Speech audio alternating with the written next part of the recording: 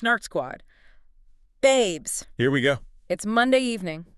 And babes, the vibes, easy. Very easy. The wine, flowing. Oh, heavily flowing. And babes, we are low-key loving this mess because this season is giving unhinged and never in love. Let's just say it. Let's just be real right now. This season of Temptation Island is giving delusion. So much delusion. And literally nothing else.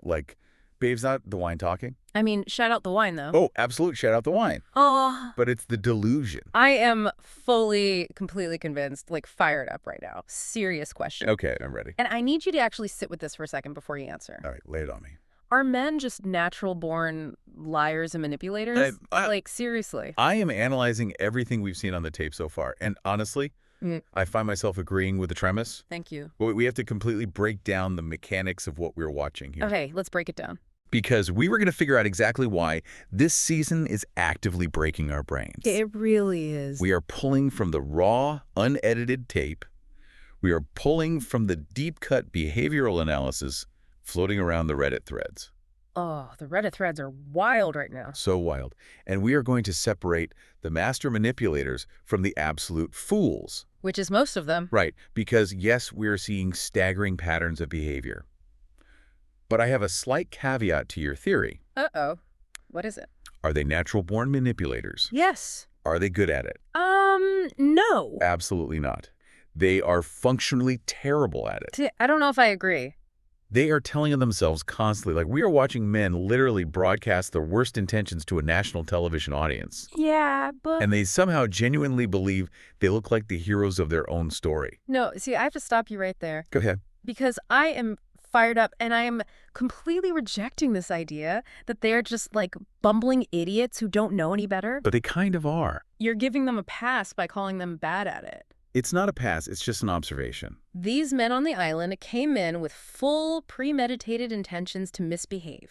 Oh, yeah. They packed their bags, folded their little tragic button-down shirts, boarded that flight. Not the tragic button-downs. And the entire time, they were strategizing how to get away with the most unhinged behavior possible while dodging zero, and I mean zero accountability. Okay, the accountability dodging is real. They are actively weaponizing every little thing their girlfriends do to justify a complete and total frat house spiral. It is strategic. I agree with the spiral. The spiral is a verified, scientifically observable fact at this point. Thank you. But I fundamentally disagree with the strategy argument. Why? You are giving them way too much intellectual credit. Am I? You think this is some calculated 3D chess game of manipulation? Kind of. They are playing checkers. And they are actively eating the plastic pieces. Oh my God. If you look at the mechanics of manipulation, right? A true manipulator operates in the shadows. Yeah, that's true. Mikey literally goes on camera, looks dead into the lens, and tells on himself. Ugh, Mikey. He admits out loud that he could fall for the single girls. Which was so dumb. And Summit sits there on a couch and flat out says, I'm a shiny new toy guy. I know. That is not a Machiavellian mastermind controlling a narrative. Wow. That is a man severely lacking a fully developed prefrontal cortex who cannot physically stop himself from saying the quiet part out loud. I cannot handle it. If you are listening to this right now and your blood pressure hasn't skyrocketed, you aren't paying attention. It's definitely a stressor. My emotional state is so fragile today. And honestly, it's not even just the men. Oh boy. Here we go. It's the food. We need a food moment. We absolutely do. Babes, we had pizza pops. You did. Right before recording. Because the trauma we experienced right before hitting record requires processing. We thought, let's treat ourselves. Let's have a nostalgic, comforting snack while we watch society crumble on television. A safe space. And babes, they are not what we remember. A culinary tragedy.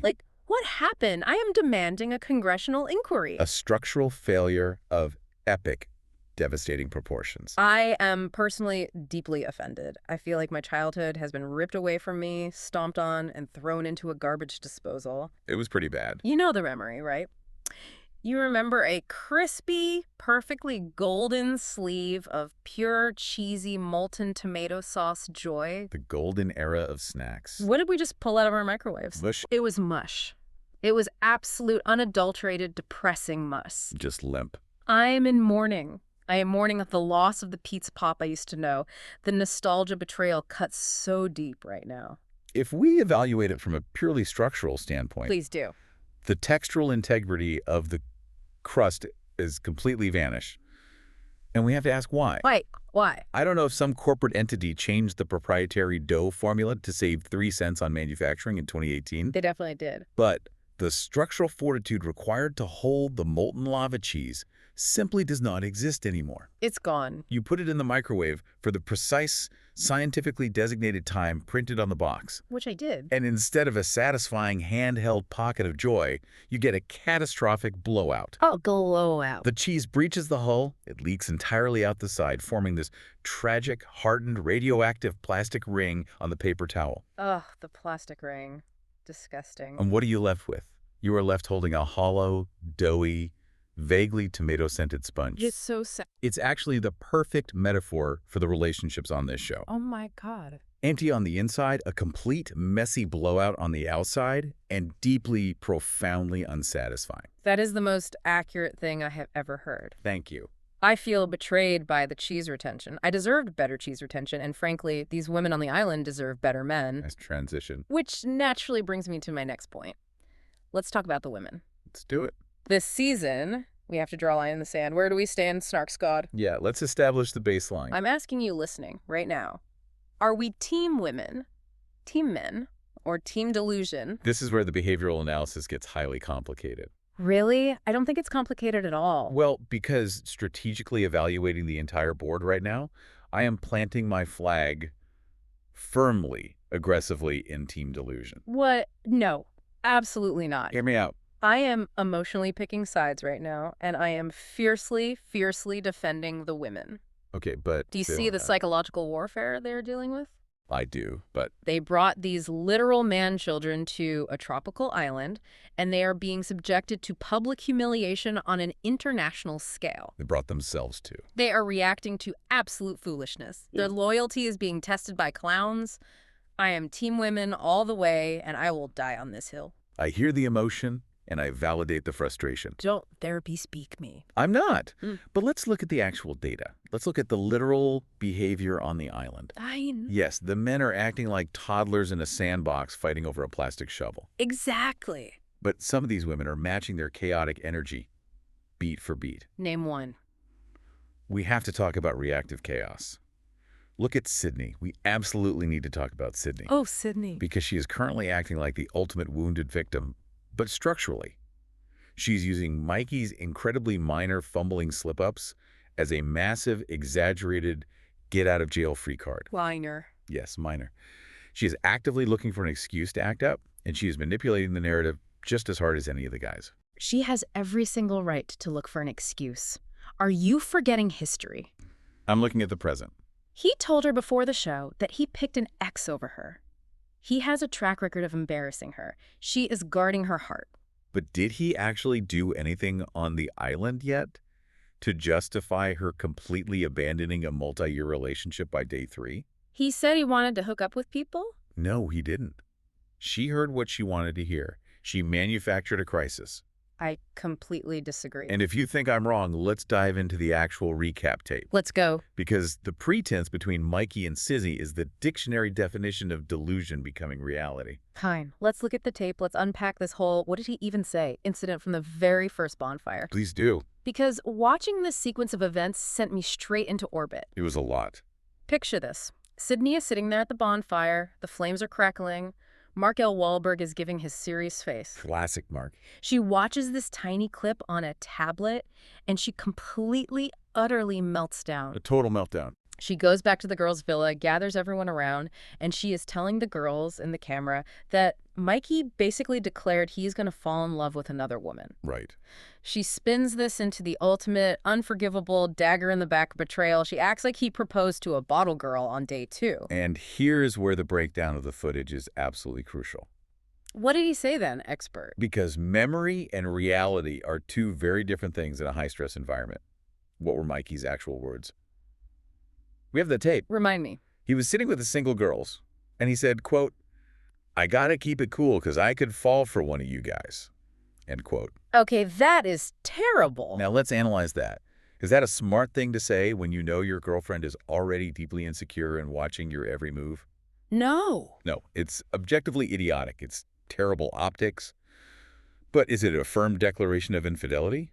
I mean, Is it a promise to cheat? No. it's flirting. It's essentially standard, highly produced reality TV banter. It's a guy awkwardly trying to flirt while remembering the cameras are rolling. So he's flirting with other women. But how did Sydney process it? Sydney heard exactly what she needed to hear to validate the exit strategy she had already formed in her head. Wait, you really think she formed an exit strategy before the bonfire? You think she planned this? Absolutely. Yeah. The psychology of it is called confirmation bias. Okay, Professor. When you want out of a situation, your brain actively hunts for evidence to justify leaving so you don't have to carry the emotional burden of being the bad guy. Wow. The minute Sydney laid eyes on Xzavier, the tall temptress, guy? Mikey was absolutely cooked. Done for. Put a fork in him. Okay, I see that.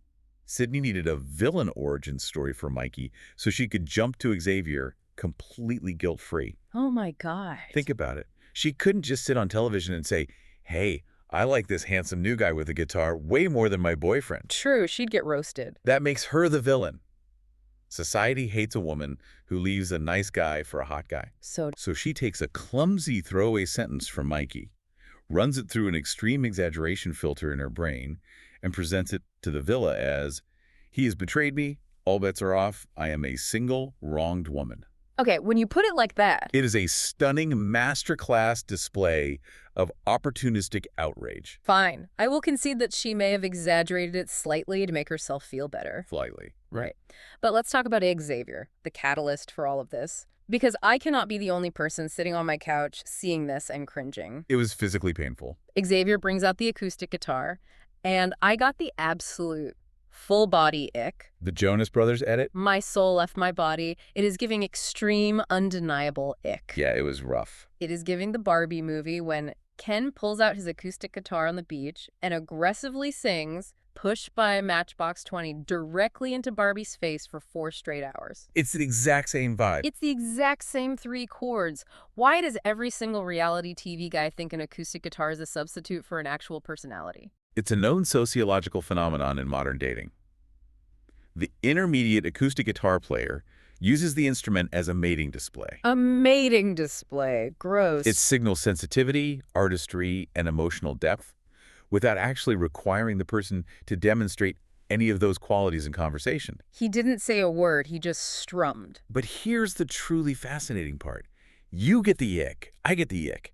Anyone with eyes gets the ick. Right. But Sydney, Oh, she loved it. she is eating it up like it's a Michelin star meal. She is literally biting her lip while he fumbles through a G chord. It was so embarrassing. The delusion level is so toxically high that she doesn't see the cringe. She sees a rom-com. She sees real love. Real love. Are you kidding me? Let's talk about that confessional scene. Please. They have known each other for exactly 72 hours. 3 days. 3 days. That is the lifespan of a housefly. Barely enough time to unpack your suitcase. And she sits in the confessional right next to Xzavier and boldly claims to the camera that they are dating. The audacity. She says, I don't want to put a title on it, but she's already future fishing. She's already planning their life. She was writing the wedding vows. And did you happen to look at Xavier's face while she was speaking? It was the most telling visual of the entire show so far. Right. If you study microexpressions, Xavier's face was a gold mine. You could see the microscopic tension in his jaw muscle. He looked terrified. He looked incredibly painfully uncomfortable. Yeah. He is nodding along because he understands his contractual obligation as a tempter is to agree and validate her. Just smile and nod, buddy. But his eyes are screaming, ma'am, I am just here for screen time and a brand deal. Please stop. He just wants followers. She is projecting this massive, lifelong romantic fantasy onto a guy whose primary goal in life right now is likely securing a blue check mark on Instagram. Exactly. It is pure projection. Completely. And meanwhile, what is Mikey doing back at the boys' villa? Let's transition to Mikey's fake Playboy persona, because this is an entirely different but equally massive level of delusion. The Playboy persona is hilarious. Mikey is walking around the pool, chest puffed out, claiming he was a hoe and a whore in college. Those were his exact words. He looks at the camera and says, "A year is a long time for me to be faithful." Like he's Don Juan. Let me remind you, and everyone listening, this man is 24 years old. A literal baby. College was literally 3 years ago for him. He talks about his wild college days like it was a past life in the roaring 1980s. I know. I refuse to believe this man was out there breaking hearts and taking names. I refuse. The empirical data simply doesn't support his claim. It really doesn't. Look at his overall demeanor and body language. He radiates massive goof and soft boy energy. Absolute soft boy. Look at how the single girls in the villa are treating him. They aren't throwing themselves at him. No. They're treating him like a homeboy, a confidant, a gay best friend, a life coach. India is basically his therapist. India is practically his licensed therapist at this point. Yeah. They are categorically not treating him like a romantic or sexual prospect. He didn't even hold India's hand on their date. Exactly. And, by the way, the internet detectives dug up his college photos. Oh, he saw those? He looks exactly the same, maybe just a tiny bit slimmer.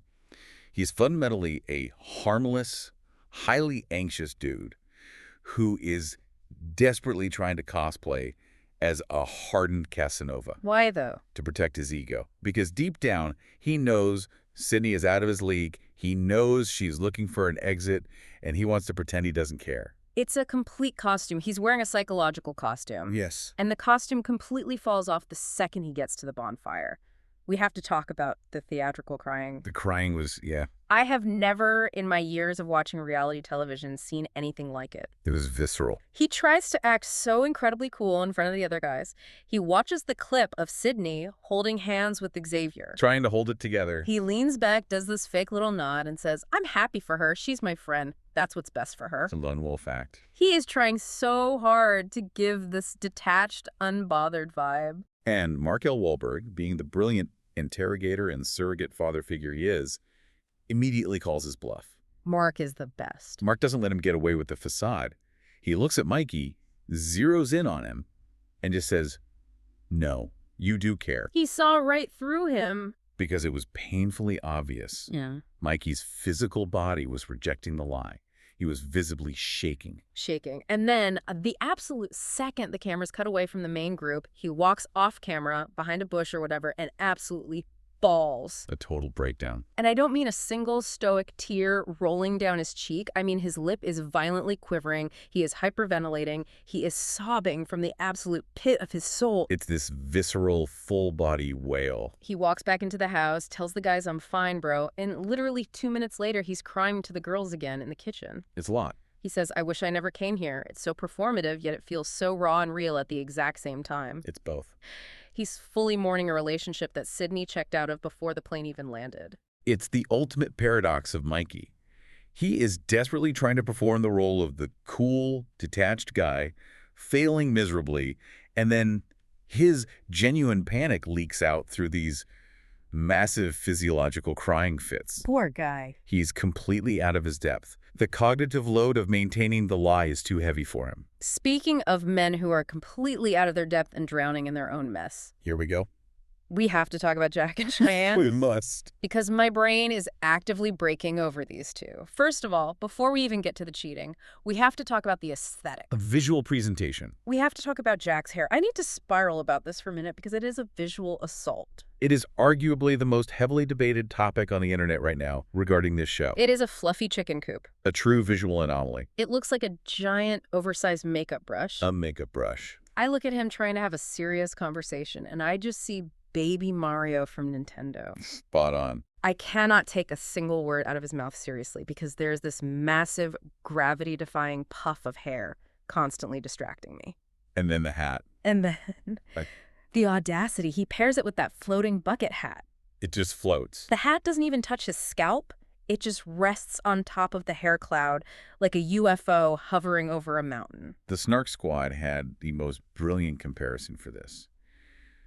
There was a viral trend analyzing this specific haircut, the broccoli cut or whatever you want to call it. Yes, the broccoli cut. But someone pointed out that it looks exactly like those teenage boys who sit in the front row of a hockey game pressing their faces against the glass. Oh my God. And from the back, their fluffy white blonde hair makes them look exactly like four little old ladies enjoying a night out at the rink. I am screaming. That is so true. It is a deeply, profoundly unserious haircut for a man who is simultaneously trying to convince the audience that he's a serious, mature, romantic partner. You literally cannot. You cannot project authority when you look like a Q-tip. Yeah. Exactly. A serious partner who is literally a 21-year-old living in an 18-year-old's emotional body. Well said. And that brings us to the core of their entire toxic dynamic, the financial feud, the above his pay grade comment. This was the catalyst. This fight was explosive, it was volcanic, and it explains everything about them. So for anyone who missed it, let's set the scene. Go for it.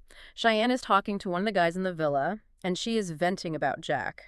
And she says that putting emotional effort into their relationship is above his pay grade. Okay, let's stop and analyze the semantics of this. Sure. Because this is where communication completely breaks down between them. Tell me. We are looking at a fundamental misinterpretation of an idiom. Above your pay grade is a common phrase. Yeah. In the English language, it means something is not your responsibility, or more specifically, it's too complex for your current level of competence or authority. Right. Like, it's too hard for him. Shyanne was using a metaphor to describe his emotional maturity. She was saying he simply doesn't understand or possess the emotional effort required to maintain a 5-year adult relationship. Which is true. He doesn't plan dates. He doesn't anticipate her needs. He doesn't celebrate anniversaries. She was calling him emotionally stunted. Yes. But Jack hears the specific words pay grade, and his brain immediately goes to dollars and cents. Immediate projection. He decides in that exact moment that she just called him broke. He decides she is emasculating him on national television about his income and his bank account. Yeah. And he uses this massive projection of his own deep-seated financial insecurities as a green light to absolutely torch his relationship. He weaponizes his own misunderstanding. Now, in fairness to Jack's projection, and we have to be objective here, we have to look at Cheyenne's holistic behavior. Fine, let's be objective. We have to look at the Gottman Institute's 4 horsemen of relationship apocalypse, specifically contempt. Oh, the 4 horsemen. Because while that specific idiom was about emotional effort, Shyanne is absolutely not innocent of making direct financial digs. It's true. 10 seconds later, in that exact same conversation, the single guy calls Jack cheap, and Shyanne immediately nods and agrees. She totally agreed. And let's not forget the toast she made on night 1 when they were out drinking. She raised her glass and yelled, "Here's to bigger checks and hotter exes." Ooh, yes, I forgot about that. Bigger checks, better sex, hotter exes. She fully screamed that into the void. Exactly. So she is actively, constantly denigrating his financial status and his physical appeal. I mean, the hair alone. She constantly refers to him as a loser and a bum to the other women. It's a vicious cycle of emasculation. He's pretty toxic. Mark Walberg actually tries to get her to see this at the bonfire. He tries to explain that her fundamental dripping lack of respect for Jack is the actual cancer in their relationship, not just the physical cheating. Right, right. When you treat someone with contempt, you destroy the foundation of the partnership. Okay, that is super deep and probably very true. But let's talk about the cheating. Let's talk about it. Because Jack drops the absolute bomb of the century to justify his gross behavior in the villa. The deflection tactic. He's getting massive heat from the other guys for aggressively kissing Carter, the bottle girl. And what does he do? Does he take accountability? Never. No. He pulls out the Shyanne cheated first card. He casually mentions, as if it just occurred to him, that she kissed a guy a year into their relationship. It is the classic textbook frat boy deflection strategy. It is a complete false equivalence. Totally. He equates a random kiss from 4 years ago when they were literal teenagers in high school, possibly on a break, we don't even know the actual context, to him actively pursuing, aggressively kissing, and sharing a bed with a bottle girl right now in real time while in a fully committed 5-year relationship. It's bananas. It's a logical fallacy designed entirely to make him the injured victim so he doesn't feel guilty about what he wants to do next. And he runs with that victim narrative all the way to the temptation haven. He certainly does. He is playing both sides so terribly it makes my eyes bleed. Let's trace his steps. First, he bonds with Carter. The bottle girl connection. They bond over the fact that she is a bottle girl and he wants to be a club promoter, which, by the way, is a match made in superficial heaven. Very shallow foundation. He kisses her in the pool, which we frustratingly didn't get to actually see on camera. We only heard about it through the grapevine. Unverified but confirmed by context. He invites her to sleep in his bed, which is so wildly disrespectful to Shyanne, and then he gets completely obliteratingly smashed. He is visibly intoxicated in almost every single scene. His eyes eyes are glazed over constantly. Glazed. And this is where his grand strategy of manipulation completely falls apart. Okay, break it down. He spends days building this supposed deep emotional connection with Carter. He tells her she understands him. Oh, she understands him so well. But the absolute second the Temptation Haven opens up. Which has no cameras. For those listening who don't know, that's a private room with 0 cameras. Does he take Carter, the girl he's been vibing and sharing a bed with? No. No. He completely pivots and takes Yenya, a girl he barely talks to. Which is insane. It proves, beyond a shadow of a doubt, that he doesn't actually care about a connection.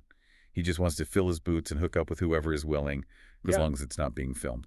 The audacity, the absolute sleaze. And then we get the leaked audio from the Haven. The audio leak. Because even though there are no cameras in that room, the producers are brilliant and they leave the microphones hot. They always leave the mics hot. And what do we hear? We hear Yenya literally telling Jack to button up your pants. Yeah. The Snark squad on Reddit was debating the semantics of this heavily. They really were. Was Yenya saying button up your pants to physically stop him from initiating something because he was being too aggressive or too incredibly drunk? Right. Or was it a post-hookup, okay, we're done, put the mouse back in the house situation? Well, if you look at the context clues and Yenya's previous comments to the other girls about Jack being crazy and unhinged, it sounded far more like a rejection. I think so, too. A desperate, drunken, fumbling attempt that got immediately shut down in the dark. Which is just pathetic. It is the definition of pathetic. Yep. He threw away a 5-year relationship. He betrayed Carter, the girl he was supposedly connecting with in the villa, to stumble into a dark tent and get immediately rejected. It's poetry, honestly. It's exactly what he deserves. And while Jack is displaying this very overt, loud, drunken chaos, we need to pivot and look at a much more insidious, quiet form of relationship destruction. Okay, who are we talking about now? Let's talk about Cole and Scarlett. Specifically, we need to break down Cole's weaponization of therapy speak. Oh my God, Cole. Yes. The blinking. Before we even get to the words coming out of his mouth, let's just address the blinking. Okay, let's address it. I was getting so insanely annoyed watching him on my screen because his eyes are aggressively, violently fluttering every single time he speaks. It was very noticeable. I was screaming at the TV. It was like Morse code. Well, to provide some necessary context and be fair, the Reddit detectives did point out that this is highly likely a neurological condition. Okay. A physical tic of some sort, perhaps exacerbated by stress. So we have to separate the involuntary physical response from his actual chosen behavioral choices. We can't judge the ticket. Okay, fine. I will give him grace for the neurological condition. I am not a monster. Good to know. But I will give him absolutely 0 grace for being a terrible gaslighting boyfriend. That is fair game. Because his behavior at the bonfires is infuriating.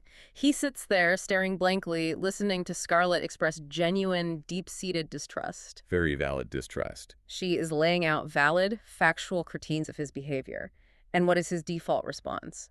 Your feelings are valid. Ugh, the weaponized validation. It makes me sick. It is the ultimate toxic misuse of modern therapeutic language. If you look at the rise of TikTok psychology, clinical terms have bled into everyday dating. Cole uses phrases like, I hear you, and your feelings are valid, not as a bridge to actual understanding or empathy, but as a conversational stop sign. A stop sign, yes. It's a legalistic tactic. Yeah. By saying, your feelings are valid, he dismisses her actual critiques without ever taking an ounce of accountability for his actions. 0 accountability. He validates the existence of her feeling, but he completely and totally invalidates the cause of it, which is him. He removes himself from the equation. Exactly. He acts like her lack of trust is just this spontaneous, tragic personal flaw she happened to be born with, completely ignoring the fact that he actively, constantly causes it. Case in point, the track incident. Oh, the racetrack. Scarlett reveals at the bonfire that literally a week before they left for filming, 1 week, she caught Cole inviting a random girl from his Instagram DMs to hang out at a racetrack. The extreme specificity of a racetrack is bizarre, but the behavior itself is textbook. Who goes to a racetrack? A guy in a fully committed long-term relationship is secretly sliding into DMs and inviting a random woman to hang out. Insane. And when Scarlett confronts him about it, what does he do?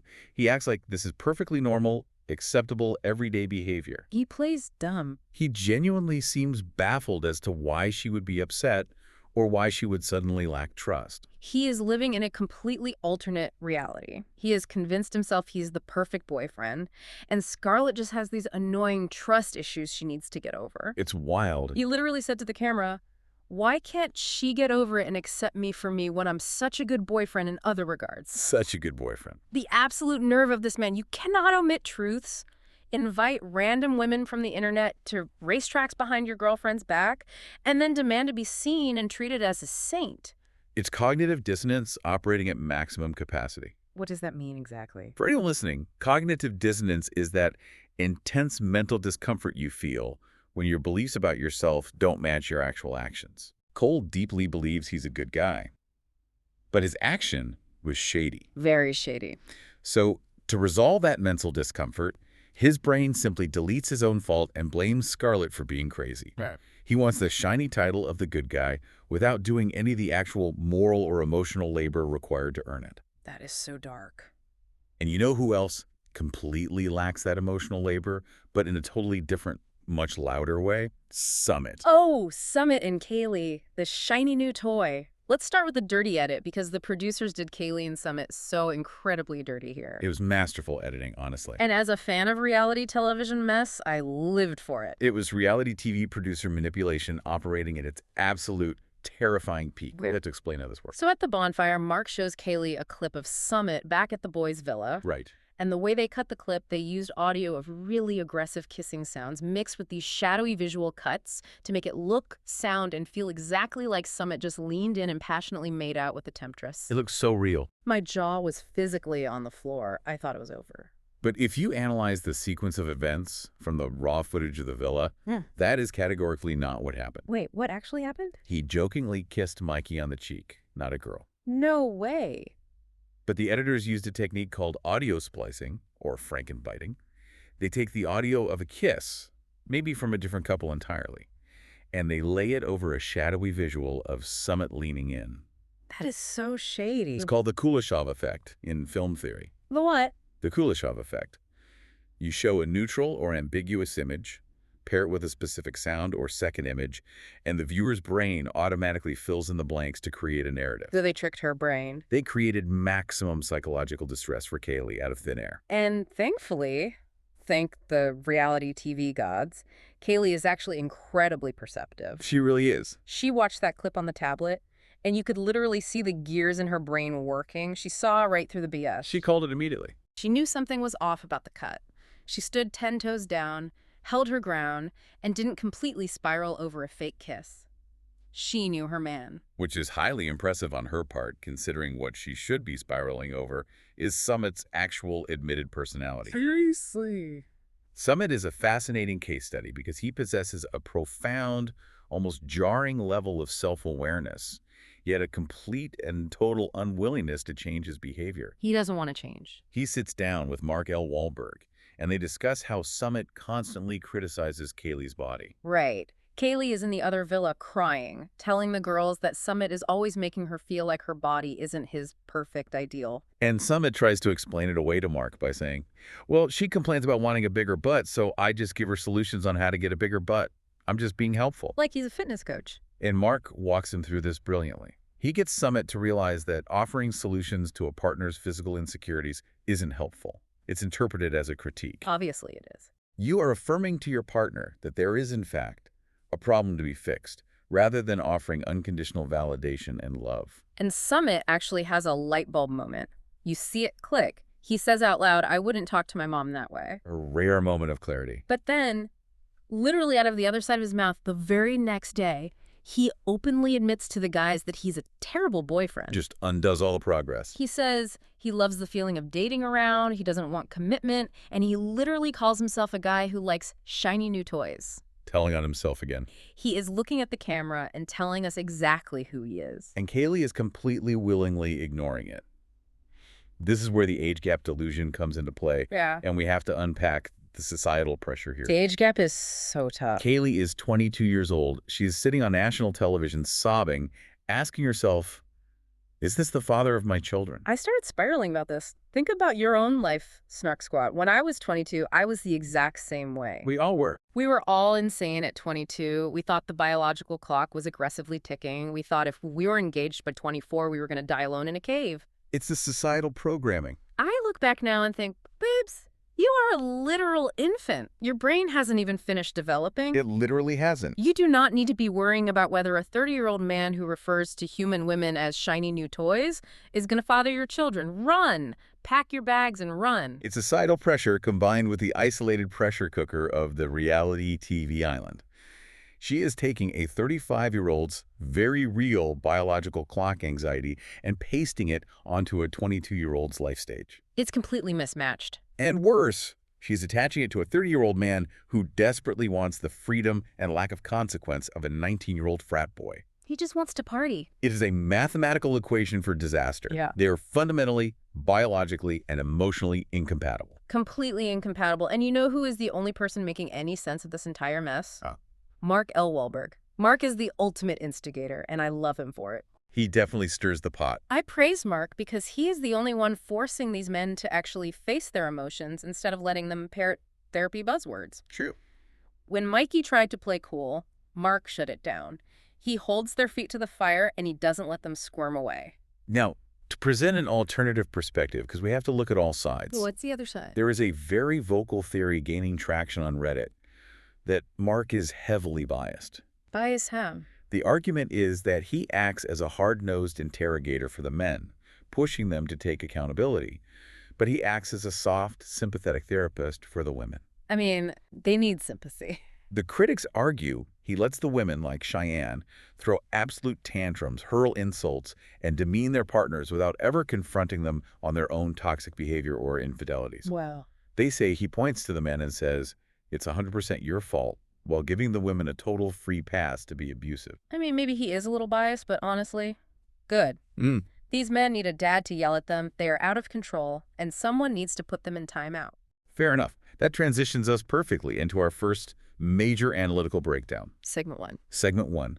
Who is lying the most?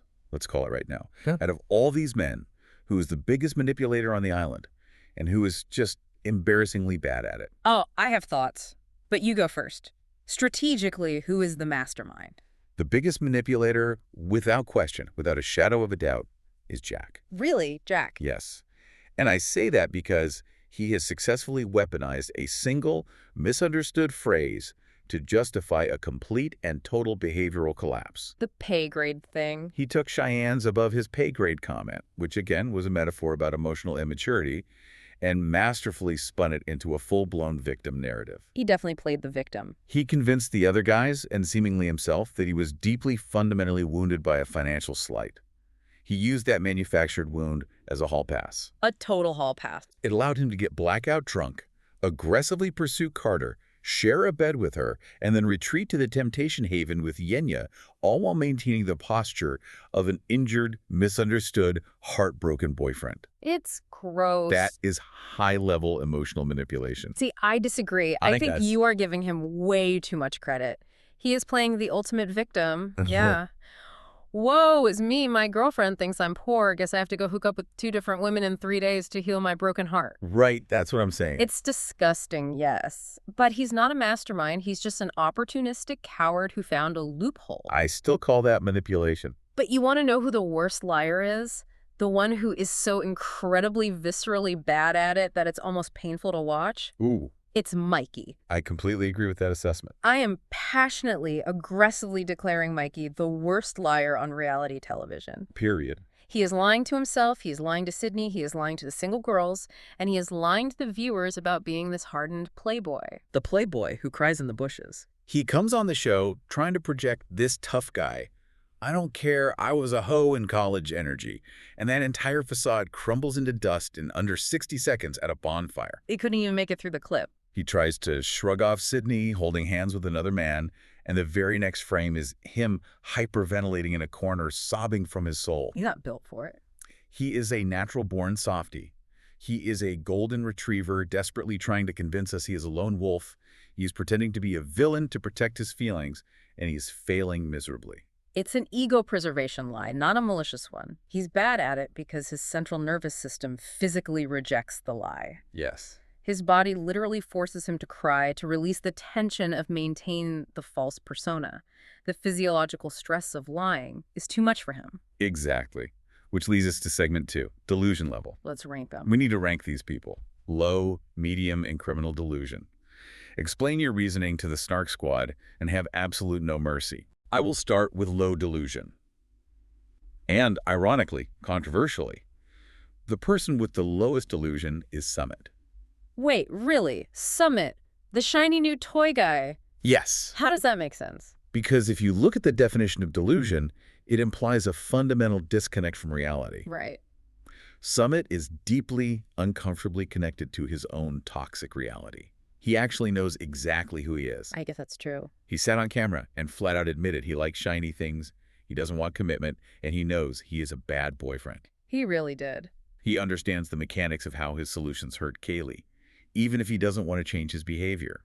He isn't lying to himself or anyone else about being a good guy ready for marriage. So he's just self-aware. He's not delusional. He is just a self-aware jerk. Wow.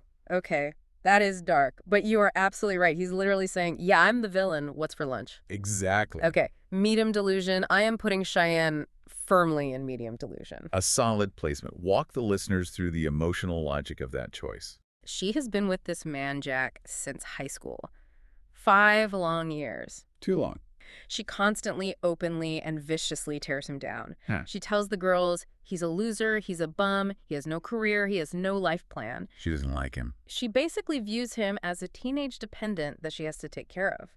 Yet she brings him to Temptation Island, the ultimate televised pressure cooker of temptation, and somehow genuinely expects him to suddenly, magically transform into a high-value, mature, emotionally intelligent partner on national television. A magical transformation. You cannot spend 5 years treating a man like a child and then be shocked when he throws his toys out of the pram the second you look away. Very true. Expecting a different result from the exact same dynamic is textbook medium delusion. It's the delusion of potential versus reality. Yeah. She loves the potential of who Jack could be, Yeah. while actively resenting the reality of who he currently is. Oof.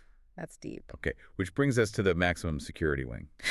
Criminal delusion. Oh, this is a double booking. I already know. Absolutely. Sydney and Mikey are sharing a 6x9 cell in criminal delusion. Lock them up. I put Mikey in there for his fundamental, unwavering belief that he has any riz with the Villa girls. He has zero riz. Negative riz. He thinks he is smoothly navigating these waters, dropping lines, playing the game like a pro. When really? Meanwhile, India's treating him like a confused younger brother who needs help picking out a shirt for the middle school dance. Exactly. The women view him purely as a platonic friend, and he is entirely, tragically oblivious to this dynamic. He thinks he is a temptation. He is actually just the Villa mascot. A mascot, yes. Yeah. That is exactly what he is. And Sydney is in the bunk right above him in delusion prison.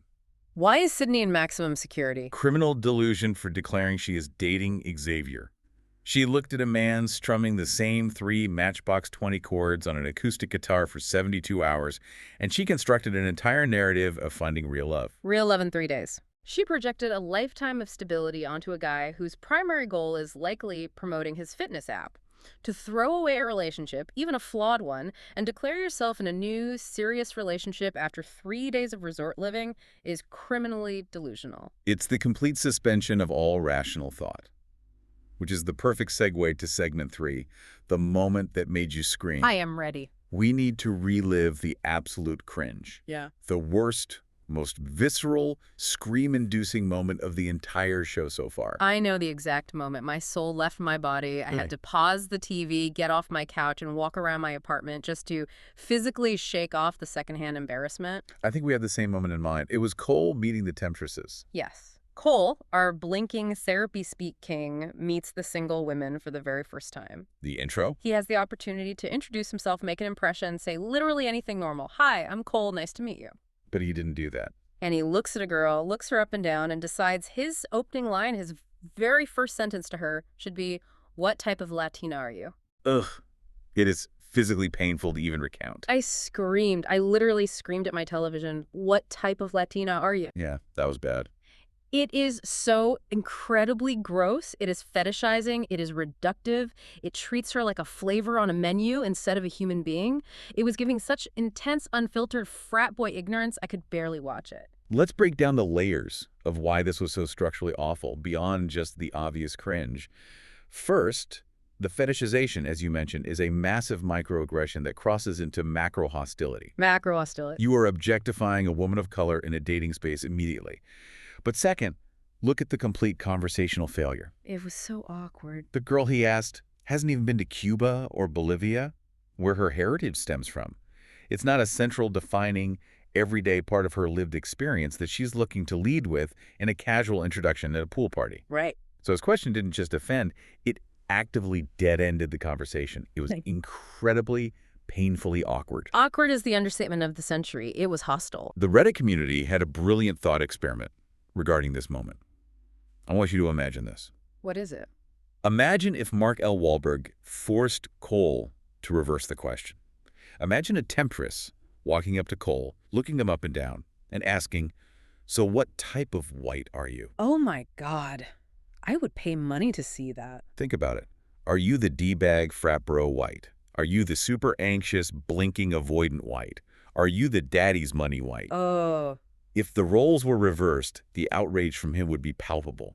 He would be so offended. He would cry. Mark would need to sit him down and say, "Cole, do you see how categorizing people as types rather than unique individuals prevents actual intimacy?" Wow. It was the cringiest moment of the season by far. What type of white are you? I am deceased. That is exactly what he is. D-bag, frat bro, trying to sound cultured and failing. Spot on. Okay, we have judged them harshly, as we should. It is our job. But now we have to turn the mirror on ourselves for segment 4. Would you ever do this show? The ultimate question. Honestly, I want the Snark squad to think about this too. Could you handle Temptation Island? And the rules are strict. No lying to yourself, no pretending you'd be perfect. If I look at this logically, absolutely not. Why not? Because doing this show requires a fundamental flaw in logic that I cannot subscribe to. Okay, Mr. Logic, but before we get to the deep relationship philosophy, I cannot do this show because of the living conditions. The living conditions? Have you looked at the background of these shots? They are living in bunk beds. Oh, the bunk beds are rough. They have shared bathrooms. Do you know the absolute indignity of being an adult with a fully formed frontal lobe, paying a mortgage, and having to sleep on top of your sheets in a shared room unless you strategically secure a private bed by hooking up with someone? It's very hostile core. The hygiene alone would send me into a spiral. I am not fighting a 21-year-old bottle girl for counter space to do my 12-step skincare routine. I would absolutely lose my mind. The environmental stressors and lack of privacy are certainly a massive factor. But strategically, I break down the fundamental flaw of the show itself. What's the flaw? Think about the premise. No woman in her right mind brings a man to this island by her own choice. If she actually loves him, respects him, trusts him, and wants to stay with him long term. Never. You don't test a strong, secure foundation with a wrecking ball just to see what happens. Right. Going on Temptation Island is literally signing a breakup contract. Say that again. It is a highly produced, televised off-ramp for a relationship that is already dead. Yeah. If you go on the show, you are admitting your relationship has failed. You just want to get paid to watch it burn on TV. It's so true. I could never participate in that level of premeditated emotional destruction. That is so deeply true. It is a breakup contract. Sydney packed a breakup contract in her carry-on, and Mikey thought they were going on a romantic couples retreat. Exactly. It's devastating when you actually think about it. It's a social experiment and predictable, televised failure. Which brings us to the end of our chaos for the week. Let's wrap this up. We have survived a true delusion overload today. Really did.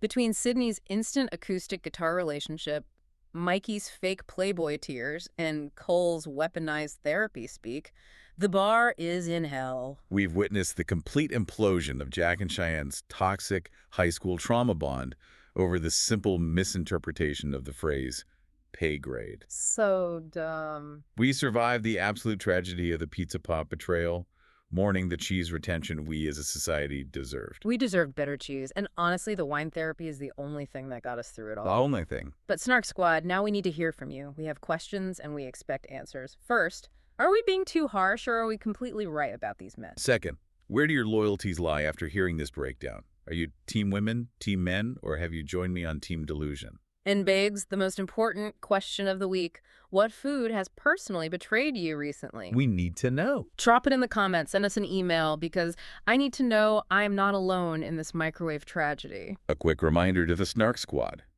Rate, review, subscribe. Send in your submissions for our next recording.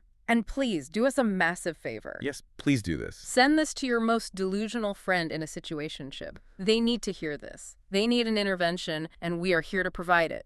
Thank you, Snark Squad, for joining us in the chaos. Stay poured, stay petty, and we'll see you on the Snark side.